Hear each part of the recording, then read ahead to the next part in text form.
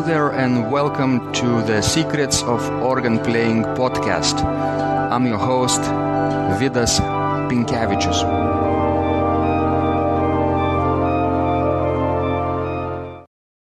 Welcome to Secrets of Organ Playing podcast number 96. Today is Sunday, May 28th, 2017. And today's guest is Jay Farnes from San Diego, California, who is a student of mine, and he tries to improve his sight reading abilities, especially as it relates to hymn playing. So today's conversation will be very special. Jay and I will be talking about the ways how he can improve his hymn playing sight reading abilities, and we will devise a special sight reading challenge for him because he can spend about 2 hours every day on the organ bench. Now he's not that young, he is 70 years old, an amateur organist. He is of course trying to improve regardless of his age. And we will devise a plan for him, which I hope many people from around the world, from 8 to 9 countries, our organist community can also incorporate in their practice. Because hymn playing is not the only thing that he is interested in. You will, of course, find out that he is interested in improvisation and music theory and harmony. So listen in to what Jay Farnes has to share, and I think after this conversation you will feel so inspired to take up this 30-day challenge with your hymn playing abilities or even regular organ repertoire sight reading abilities. And I wish you all the best. So let's go to the show and let's all feel inspired about the actions that Jay is taking daily. Jay, how are you today? I'm fine, thank you. Thank you for taking the call. I appreciate talking with you. Wonderful. Let me ask you, Jay, for starters, do you remember the story how you first fell in love with the organ in your early days, probably from your childhood? It would be very interesting to hear for organists all over the world how was your first experience with the organ? Well, my first experience with an organ was actually, I played in a professional group clear back when I was in college. I bought an old Hammond organ. I fell in love with the Hammond organ. I love jazz organ a lot. I still listen to jazz organ players. Still one of my favorite venues. So I picked up an organ, got in a band, and we played professionally for a number of years. Over the years, I've owned about 3 or 4 different Hammond organs. And then I got involved with church music, and I found I really enjoyed church music as well. So I've kind of switched from my Hammond playing days to hymn playing days now. Wonderful. So, of course, now you are interested in hymn playing and expanding your technique. But at first it was Hammond organ. How wonderful that in many hundreds and thousands of homes at that time, people really had a Hammond organ, right? It really, right. I think, facilitated spreading the love for the pipe organ as well in America, don't you think? Absolutely, I agree. Mm-hmm. The only problem with the Hammond organ is they don't have quite the registration that some of the modern electronic organs have that mimic the pipe sounds. But they're a good home organ for practice purposes and things like that. Yeah, and of course the sound is not the same as in a pipe organ or electronic organ, right? Right. But still, it's a nice option to have, very inexpensive, sometimes on the second-hand market, and people sometimes love to restore them today, right? Like it looks like antique cabinets sometimes, worthy of second life. Yeah, I see that happening all the time. I see people on the web talking about restoring various organs, especially the Hammond B3. That's a very popular one, of course. Yeah, wonderful.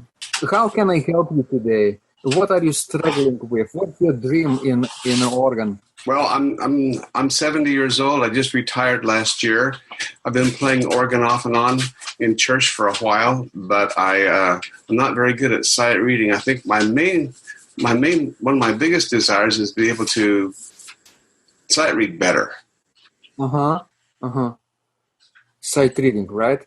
Yeah. And why do you want to learn sight reading?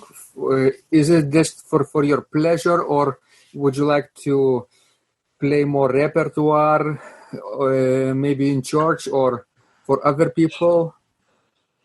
I would like to just be able to sit down and read the hymns out of our hymn book better.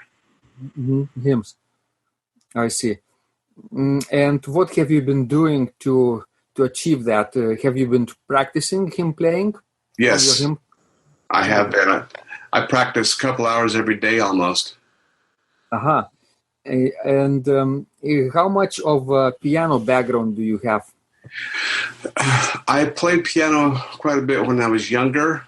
When I got a little older, I didn't play so much. I played professionally in bands for about 15 years, but we didn't read much music. It was mostly just learned music, so I didn't really have much of a opportunity to sight read. And since then, I haven't played a whole lot of piano, but I do have some background. I have a bachelor's degree in the equivalent of music theory. So I understand theory really well, and I understand music really well. That really helps, actually. Theory. Do you know a little bit about the harmony, though, the chord progressions and modulations, cadences, those things? Yes, absolutely. So then you are on the right path, Jay. And the fact that you are spending on the organ bench a couple of hours a day means that you are serious and you are taking action, right? That's the most important thing. Right. So have you felt a little bit of improvement lately, or are you spinning your wheels, so to say? Well, I noticed a little bit of improvement, but it just seems to be going slow. It's maybe it's because I'm older. I don't know, but at my age, it just seems like I'm not progressing as fast as I'd really like. The reason for the struggling in sight reading hymns might be only two, actually. When here is what happens when you sit down to play any unfamiliar organ music, and the hymn is like organ composition. It's just very basic, right? Right. For voices, right? Soprano, alto, tenor, and bass. And by the way, do you use pedals to play, or do you play without pedals? No, I use pedals. I try to do everything with pedals. Excellent. And that's is more challenging probably than with the hands, right? Yes. Yeah.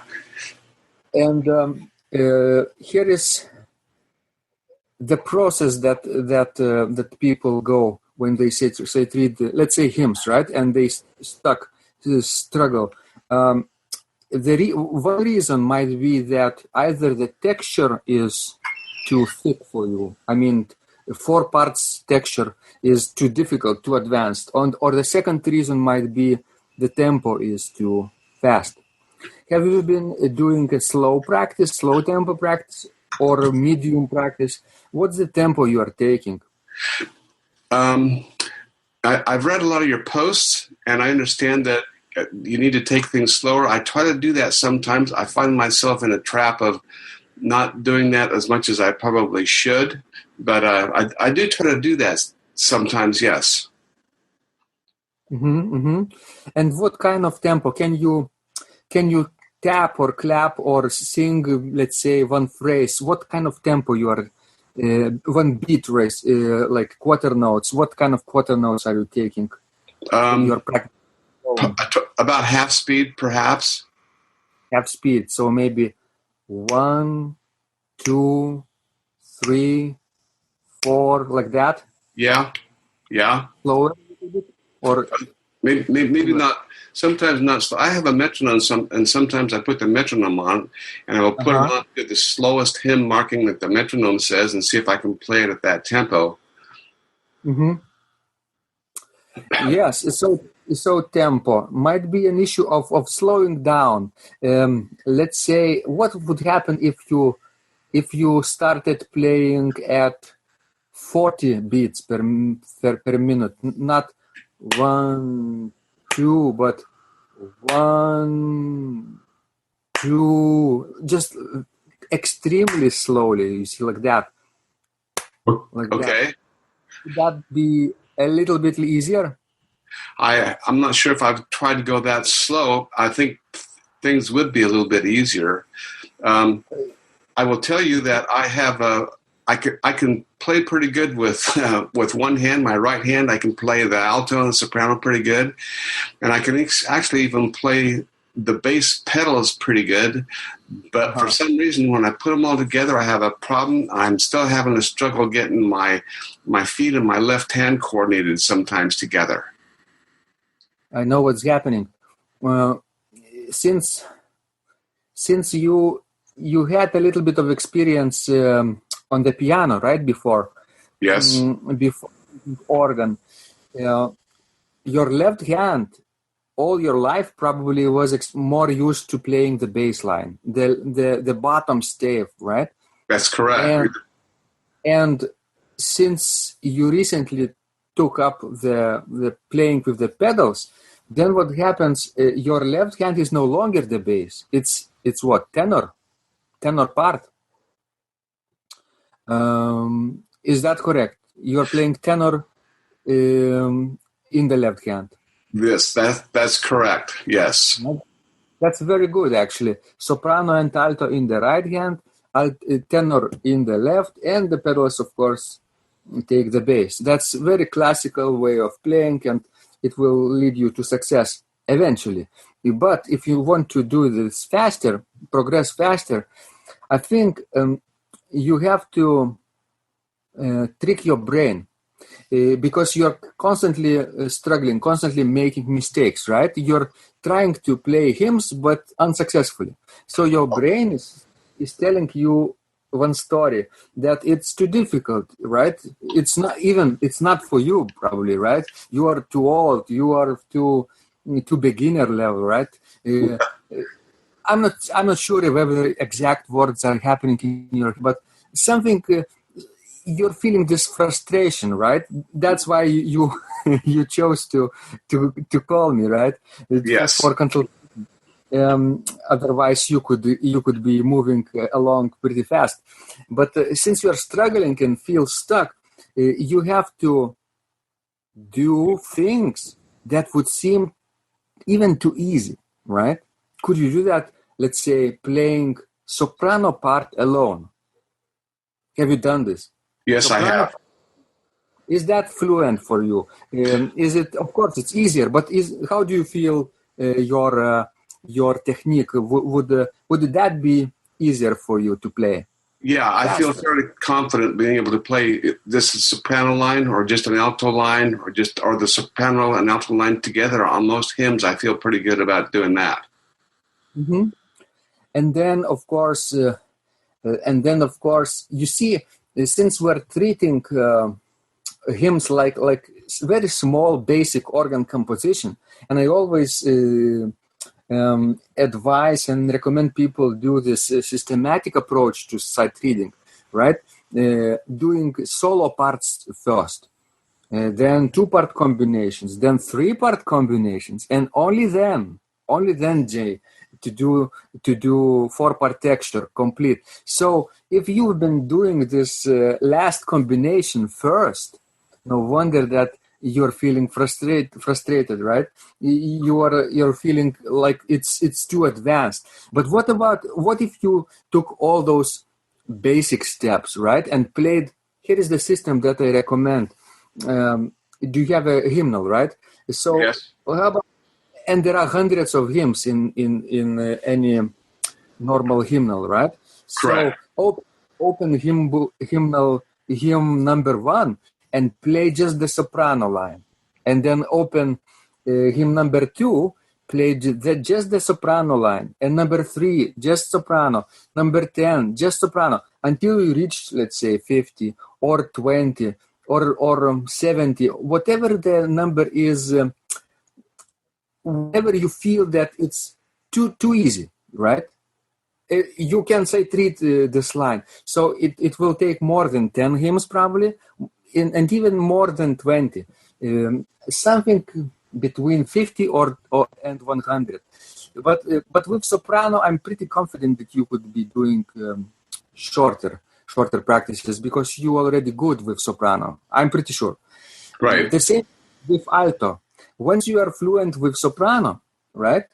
The same you could do with the right hand, playing either the same number of hymns or going forward, right? Like number 51 until 100. The next set of hymns, just the alto with the right hand, right? And then the next would be just the tenor with the left. Have you done the left hand practice? I have this left hand training taken from Bach's trio sonatas. I transposed all those sonatas in various keys, not in original keys, but in progressing number of accidentals, sort of like circle of fifths, right? Mm-hmm. And then, although trio sonatas by Bach are written for 3 parts, right hand, left hand, and the pedals, I make students play just with the left hand. Imagine there are 6 sonatas and 3 movements each, right? 18 movements altogether. But each movement has 3 parts. So there are 18 times 3, right? So more than 40, around 50 different combinations, just exercises for the left hand. So I'm not necessarily saying you should do trio sonatas, but just imagine playing hymns, right? Hymns, just the left hand. Have you done this practice? Have you practiced left hand before, alone? Yeah, I have, probably not as much as I practice the right hand or even the pedals, but I have practiced I can see you. Oh, here I am. Wonderful. Yes, I do practice the left hand, not as much as I practice the right hand by itself, though. Uh-huh.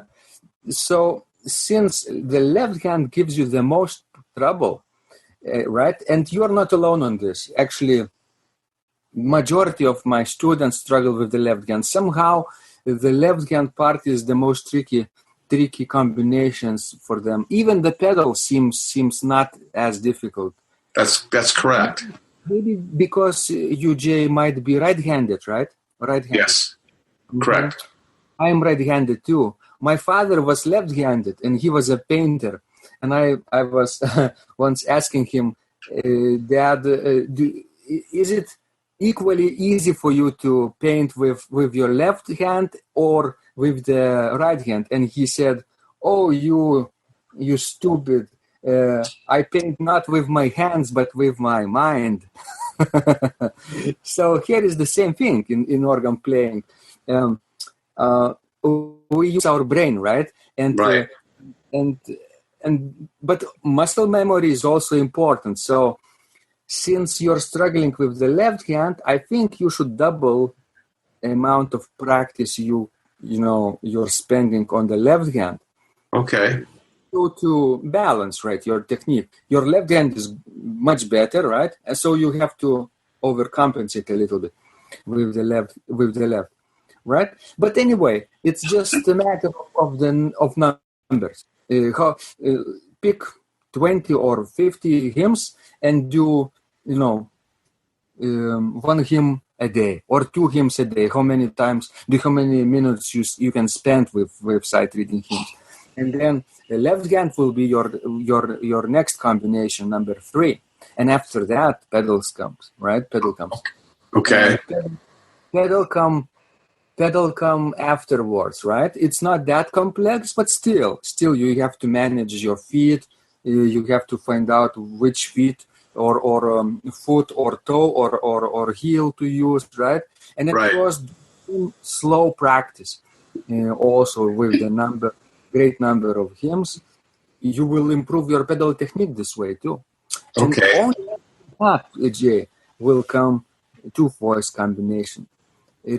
How many two voice combination are there? Have you counted? Typically 4. Typically 6 actually. Oh, okay. Soprano alto, soprano tenor, Oh, soprano bass, alto tenor, alto bass, and tenor bass. All those 6 combinations, and you need to do them all, especially when it involves tenor and the bass, tenor and the alto, tenor and the soprano, especially with the left hand. Those combinations. I have practiced tenor and bass before. Huh? I But if practiced. you do them in order, so you will not skip any of them. It's very healthy, and you will do this in order. Okay. So yeah, and that will be the end of the two-part combinations. But with the same number of hymns, let's say 20, 50, or for some people 100 they need. Or if you are really strict and organized, you can do 30-day challenge. 30-day challenge means you pick 30 hymns and do 30 combinations, 30 hymns for one step, right? And then the next month you do the next combination for 30 days in a row. Would that be easier and more sustainable long term? Yeah, perhaps. I can try that definitely and see. Because 30 is more than 20, but less than 100, right? It's Right. sort of average. It's doable number. It's sort of, you can focus on one thing for 30 days. Beyond that, it gets out of control. You need a lot of perseverance. You need to treat yourself like professionals, and you can do that, but you have to use a lot of willpower to persevere beyond 30 days. But 30 days is just a great number. You can do many things in 30 days in studying in steps like that. Some hymns I can play pretty well. I can sit down and play some hymns, but there's some hymns I just have a real struggle with. So I can go through from like hymn number 1 to number 30, and there may be 5 or so of those hymns I can play quite well with all 4 parts. There might be other ones where I struggle a little bit more. Right.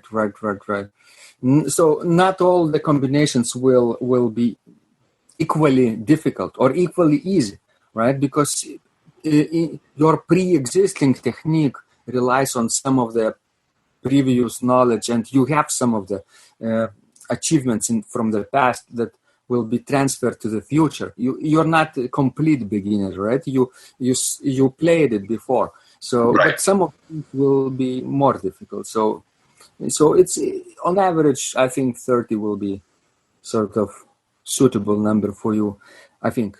Okay. What the next set of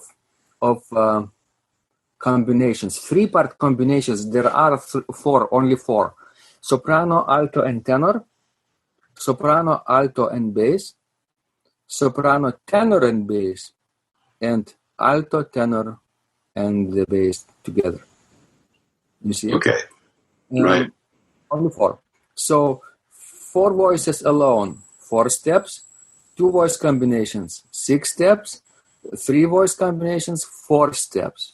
So that's 4, 6, and 4. 14 already steps, right? And the last will 15. Step 15 will be, of course, all parts together. That's what I teach in my organ sight reading master course. Yes, it's called like that. It's only we're not playing hymns there, but sight reading the art of the fugue by Johann Sebastian Bach, taking each fugue, each separate episode very, very systematically, and I also transpose those combinations into different keys so that people will not get stuck in D minor, because the entire cycle is in D minor, but people need more keys, right? So I do this transposition also regularly. So, and these exercises also, the same order that I was describing to you with hymns. I haven't prepared a course on hymn playing like that, but that would be, I think, very, very healthy. I have actually hymn playing workshop. Have you seen my hymn playing workshop? It's a Yes. shorter. It's a shorter course. It only concerns 10 hymns. I only work with 10 hymns. So, but master, 10 hymns in all 15 combinations. That's a good start, actually, because it's not a master course like a long course, but something people can do on their own within a few weeks, I think. Yes, because only 10 hymns are involved. So do you feel that you need my further help with this, or you could do this on your own? I will try it on my own, and I'll see how far I can get in the next few days or next 30 days or so, and I'll report back to you. Wonderful. So I think now the system, the path is clear for you, right? The only problem is probably sticking to the plan, right? Yeah, patience. Patience. That's the most tricky part. I can guarantee you will be successful only when you do all those steps, right? With the right amount of hymns and with the right amount of slow practice. Even if you played, let's say, combination number 3, step number 3, the tenor alone, and if you took it too fast, then it would be result in some mistakes, and we try to avoid those mistakes as much as possible, right? To reinforce correct and healthy and efficient practice habits, right? So that later, when you decide to jump on the real organ repertoire, you can do the same thing. Have you tried to play real organ compositions before? Yeah, I've tried. What were some of the recent ones? Well, I have been working on a hymn called Washington Post March by John Philip Sousa. I've been working on that a little bit. I also have downloaded a couple of your the suggestions that I think you have some things that we downloaded for some sight reading training purposes, the Bach preludes or whatever those are called, and I've downloaded those. Those are really complex for me. I can go through maybe one line at a time. I also have the 79 hymn chorale. I can't remember who that's by. I've been working on some of those a little bit. Those are a little bit tough too, but I can get through some of those, the easier ones. So basically, those are the ones. Good. It's sort of very healthy to subdivide your 2 hours. If you can, spend 2 hours on the organ bench, that's amazing. That's fantastic. Not too many people can have this privilege of spending 2 hours a day. I myself rarely do this nowadays because of all those activities I do, but I do my other things which count as practice, because I can do mental practice. I can practice on the table without the organ, away of the instrument. I do all kinds of things. So you don't necessarily have to be on the organ bench to practice organ playing, but if you can, that's amazing, Jay. You are so well equipped for future progress. It's just a matter of now balancing your entire practice routine, right? So that not only you can develop sight reading of hymns, but you could do anything during those 2 hours, right? You have this goal of mastering hymns, But what if you remembered some of the music theory and harmony things? Have you been practicing cadences, chord progressions, modulations? I try to do that. I try to do that almost every day. I will go through some 1-4-5 with the left hand to get my left hand a little bit stronger. Things like that. Excellent. And you can also incorporate, like you say, real organ compositions, but more regularly, right? Let's say you choose your favorite organ music collection. What is your favorite organ music collection, by the way, right now? That's a good question. I've been working on, like I said, that Washington Post March for a while. I like that one quite a bit. I like some hymns in this little, I think it's called 79 Chorales by, I think it's Dupré. Oh, Marcel, yeah. Marcel Dupré was a long time director of the Paris Conservatoire. So he was an amazing musician, improviser, pedagogue, composer, and of course, organist. And his methods on technique, improvisation, even harmony and fugue are, indispensable in our field, even today, with some modifications, because, of course, he lived at the time when they believed the proper way of playing Johann Sebastian Bach works would be legato. Completely legato. So he would write, those Dupré Bach editions. He would write organ fingerings and pedalings to do a complete legato technique, right? So a lot of finger substitutions, a lot of thumb glissandos, heel and toe technique in the pedals, those things that would facilitate playing legato. But it turns out that it's not originally correct, right? In Bach's day, they would be using only toes. That's why you hear me writing and talking about toe-only technique for early music, and then avoiding thumb on sharp keys as much as possible. But with Bach, of course, it's not always possible because he was a quite modern composer for his day. He invented many other keys and you see, modernized keyboard technique already. Plus, he wrote well-tempered clavier, right, in all the keys. And obviously, we need all the fingers for that. But we could avoid using finger substitutions.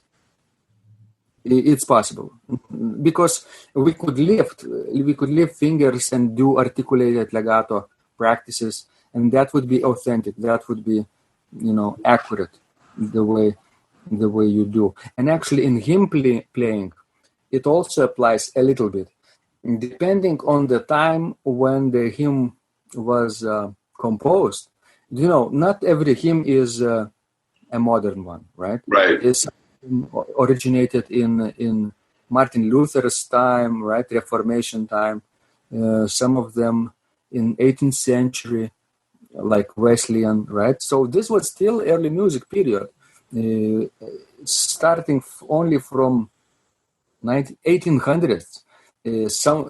Somehow composers started thinking about legato, transferred from piano technique, and they started also playing legato. So if you play your hymns, by the way, Jay, think about articulation too.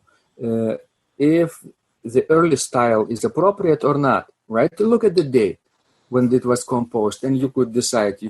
For modern hymns, you could use legato, right? And for ancient ones, you could simply use articulate touch articulation.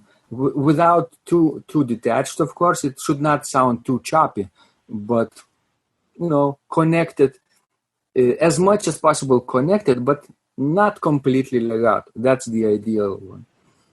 And right. How does it? Okay. Can you do that? I will.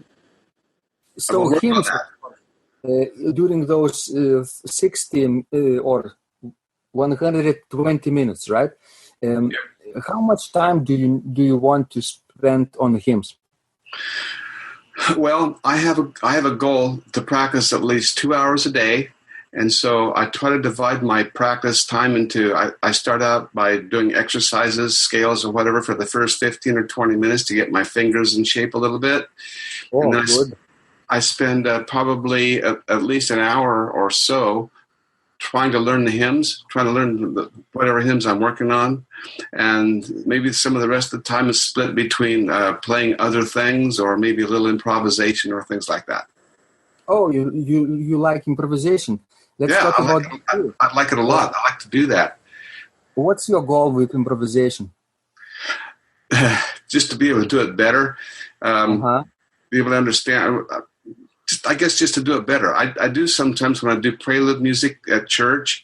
I don't play church all the time, but when I get to play, sometimes I will do little different themes on the melody or stuff like that. So I'm just trying to work out learn how to do that a little bit better. Do you play at church regularly? Do you play once a month or so? There's a person at church that plays regularly, and when he's not there, he asks me to do it. And so it's kind of irregular. Maybe it'll be once a month, maybe it'll be once every 2 months, things like that. It's not regular. But when it does happen, you need to be prepared, right? That's correct. You need not to feel too much stressed out about playing those unfamiliar hymn tunes, right? Because he picks the songs, so I'm not really sure exactly what they're going to be in advance for only a couple of days. So I make songs 2 or 3 days in advance, and I have 2 or 3 days to scramble and learn them. What kind of organ do they have at that church? It's an Allen. It's about 1987 or 1990 Allen 2-manual with the old card reader and pedals. I know what it is. We have some of them, about 20 or 30 instruments in Lithuania like that from the old days. And I know I've practiced. It's very plastic touch, not very satisfying touch to play, right? On organ. Even on the piano, it would feel much better touch, right? Better with your fingers.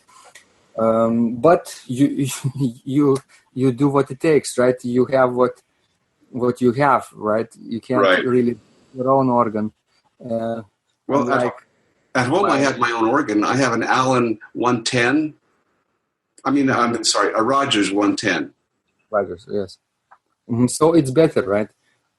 Well, it's actually not quite as good sounding, but it's a good practice organ. Is the touch okay on Rogers for you? Actually, you know what? I like the touch better on the Allen. The Rogers, especially the black, the sharp keys seem like they're a little bit narrower than on the Allen, but it's okay. The touch is a little bit more sensitive on the Rogers. In other words, I don't seem to have to push the keys down quite as much as I do on the Allen. I see. Wonderful. I think, yes, you mentioned some of the wonderful things here. Sight reading of hymns, sight reading of your favorite collection, sight playing improvisations. Let's talk a little bit what you could do for your improvisation practice, so that when you do need to play at church, you could actually incorporate some of the things you learned at home in your church playing. Would that be interesting for you? Sure, absolutely. Valuable.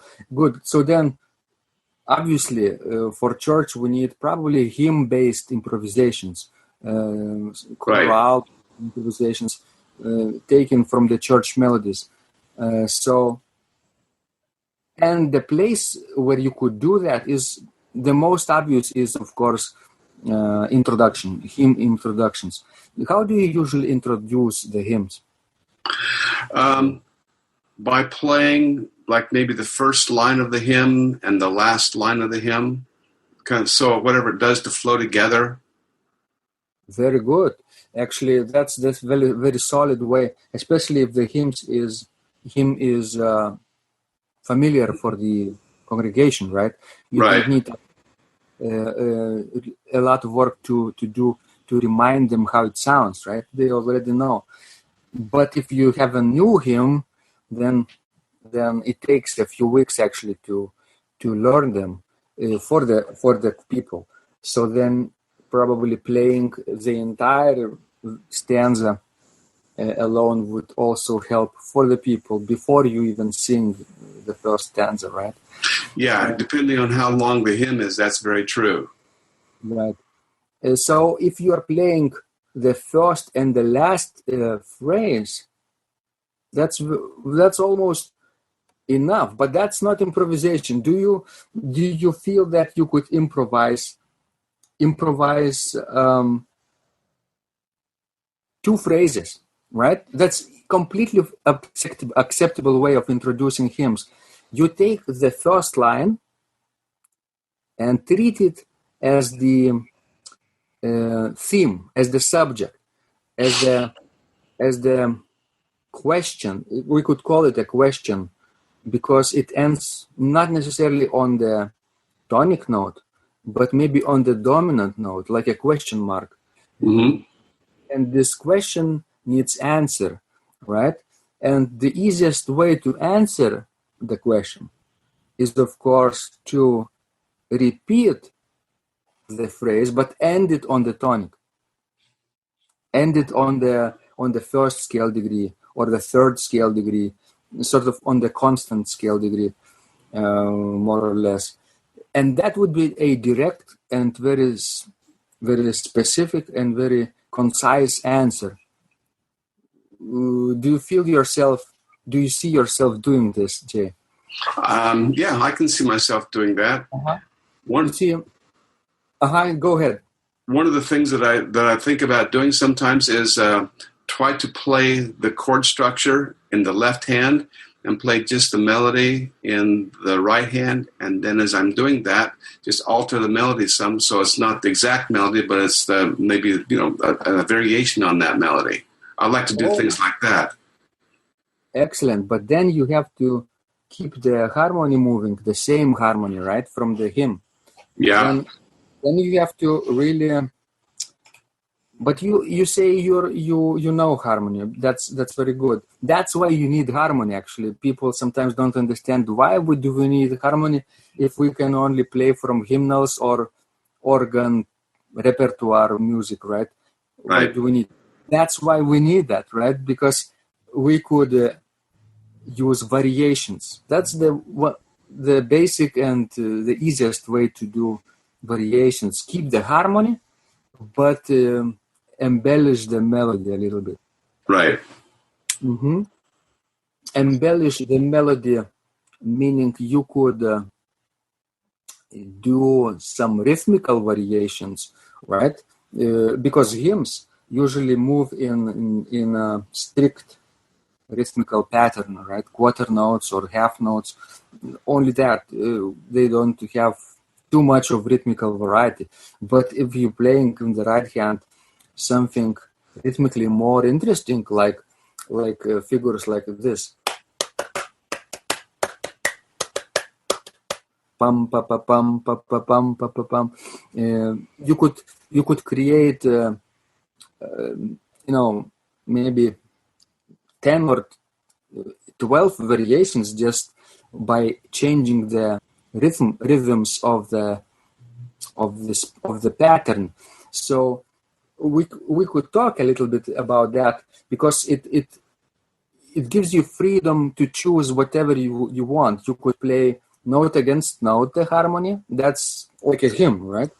And then you could do like two notes against one, like eight notes in the right hand against the harmony in the quarter notes in the left hand in the pedals. All right. Okay. It would be a smoothly moving melody in the soprano. Of course, you would need probably a different registration for that. Maybe some kind of soft reed or mutation combinations like flutes 8/4, 2 2/3, or cornet stop, something like that, to make the melody more pronounced, right? And Yeah. that's very easy. And actually, maybe I could train you how to do this in your improvisation segment of practice at home. Do you want to know how to do this very Sure. easily? Absolutely. So, but then you have to rearrange the hymn playing. I mean, you have to play the right hand soprano line, right? Right. Alto and the tenor will be played by the left hand. It's a Right. little different than your normal disposition of voices, right? Because previously we talked about playing two voices in the right hand and one in the left, right? Mm-hmm. Now it has to be free for doing all kinds of embellishments, right? So Right. before we do embellishments, I think you could spend a number of hymns playing this way, the right hand on an upper manual or a lower manual if you want, right? And the different manual would be taking the accompaniment of alto and tenor, the bass, of course, with the pedals, but without embellishment, just quarter notes. Could you do that before even improvising? I could try that. I don't do that way a lot, but I think that's a good suggestion. I can try to do that. Putting the alto and the tenor both in the left hand is a good practice. It's a good practice because it frees your melody to do all kinds of things, right? All kinds of ornamentation. And the most basic one is, of course, 8-note motion. I could tell you how to do this. I could tell you how to improvise the right hand part based on the theme, based on the hymn. So it would be just a slight variation. Imagine a hymn melody, and the first two notes of the hymn melody are in the, let's say, two repeated notes, right? Two repeated notes, C and C. So in quarter notes, you would play C and C. But if you want to embellish and make a 8-note motion, how many options do you have, Jay? Well, you have quite a few. You could do a quarter note and 2/8 notes. You could do 8 notes, 2/8 notes and a quarter note. You could do 4/8 notes. You could even do dotted sixteenths in there. You could do triplets. There's several combinations. Good. What about how many options do you have if you only use 8 notes between those two quarter notes? Probably about 4, I guess. Being the first being probably upper neighbor tone, right? C, D, C. The second could be lower neighbor tone, C, B, C, right? And then that's about it. Two options. Actually, the less options do you have, the more control you can use. The small chance of being lost in improvisation you have. Because if you have too many options, then it gets out of control very quickly. Then you need to be advanced at this, to use option number 4 or number 6 from your mental bag of tricks, let's say, right? Right. But if you have only 2 options, you know I can go up and down or down and up. That's it. So that's an interval of a unison, right? Repeated note. And you could invent another figure from, let's say, stepwise motion upwards. C, D, E, F, G, right? Like playing a scale, but now you have to fill in the 8 notes, right? And you could choose also one option here. Can you guess what this option would be? If you're playing 8 notes, yes, you could play accidentals, I guess. Oh, chromatic line, excellent. That would be very colorful version. It's possible. Yeah. The next version, second option. There are at least two more. Well, you could play not in step motion, but like in like C, E, G, D, F, for example, without just going up the scale by a step. But I know what you mean, but imagine that the first two notes of your hymn start from C going to D. Okay. Right? And you need to do 8-note motion between them. So you'd have to start on the C and a D, then maybe go back to a C or go up to an E? You have to find an intermediary note between C and D. The first version you said chromatic, C, C sharp, D, right? That's right. Great. The second probably would be C, E, D. C, E, D, right? Going upward a major third and then downward by a step. Or you could do the opposite, going downward to B and then jumping up to D. C, B, D. Although I think the previous example fits more, because in most of the cases where you try to fill in the blanks, fill in the intervals, you need to try to land the last note of before the chordal note, right? The next beat should be the note which would be like a stepwise, like a distance of the major or minor second. You know what I mean? Yes. Not too far, not a leap, but a step, right? That would be more singable, I suppose. So that's an interval of the second. What about the third? From C to E, how many choices do we have? Well, you have quite a few. You can go from C, D, E. You could go chromatic. You could go from C, E flat, E. That's kind of musical sometimes. The first one you mentioned is actually the most common, C, D, E, right? You just fill the third by the stepwise motion. It's so beautiful.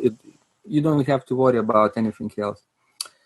And then going downward, of course, if you have the same interval, you could play going upward. You could do the same trick downward from C to A, right? C, A. Imagine your hymn has this leap downward. You could do the same thing. Then the next interval is, of course, perfect fourth, right? Perfect fourth. Yeah, from A to D.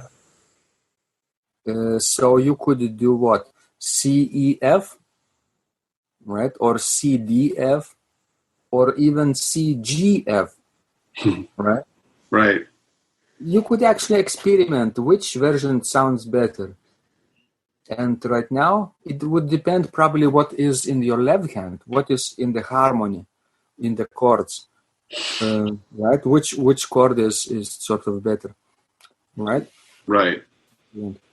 And the last probably interval that you would need, I think that's almost the end, because the fifth from C to G is an inversion of the fourth, right? G to C, C to G is the same. Although you could fill in from C to G through E, C, E, G, and that would be like a major chord, right? And when we rarely have an interval of the sixth from C to A, right? Because it's a very wide leap. But if we did, we could fill in by F, C, F, A probably, or C, G, A, depending on the harmony. Right. And almost never we have interval of the 7 in hymns from C to B, right? Right. If we had, we could play C, C, B, going up to an octave. And actually, if we have a very modern hymn, sometimes you could have an interval from C to C, That would be perfect octave. Then what? Play C, G. G, exactly. C, G, something in the middle. Not necessarily a seventh up and then a half step, but C, G, C would be appropriate. So you see, you could invent your own melody, your own soprano line this way by practicing ornamentation like this. It's only the first step because two notes in the right hand are juxtaposed with the one note in the accompaniment. Right. But that would be beautiful and actually quite tricky to master because you need all those intermediate steps to be able to fluently play for voices. Right now, remember, we only talked about playing solo parts and then 2-voice combinations, 3-part combinations, and then number 15 would be your 4-part texture, which you could play 2 voices in the right hand, 1 in the left and 1 in the pedals, or 1 in the right hand, 2 in the left hand, and 1 in the pedals, right? And only then, Jay, you will be probably ready to do this number 16 embellishment of the melody. So that would be like some months after that. But it's not that far in the future that you couldn't imagine yourself doing, right? Yeah. It's possible to achieve this level. It's not too difficult. It's just a matter of really sticking to this plan and seeing it through, probably. Okay. Wonderful. So, are you ready to start? Yeah, absolutely. Excellent. So, thank you so much, Jay. You've been wonderful today. I was so delighted to trying to help you, inspire you through the steps. Wonderful. I appreciate your time. Thank you so much. I appreciate your time and all that you do for us organists. I really appreciate you taking your time this morning to help me and talk about these things. Wonderful. Thank you so much, Jay. You've been a tremendous inspiration today. And let me know in a number of months. Please report your progress so that we could do this again. Okay. I appreciate your help. You've been great too. Thank you so much, Vitas. If you liked this conversation, I encourage you to visit my blog Secrets of Organ Playing at organduo.lt, where you will find lots of insights, practical advice, and training for every area of organ playing.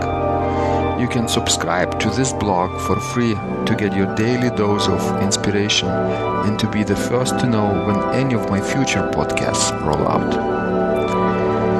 I hope to help you reach your dreams in organ playing. I'm Vidas Pilkevičius. Thanks for listening, and I'll catch you online.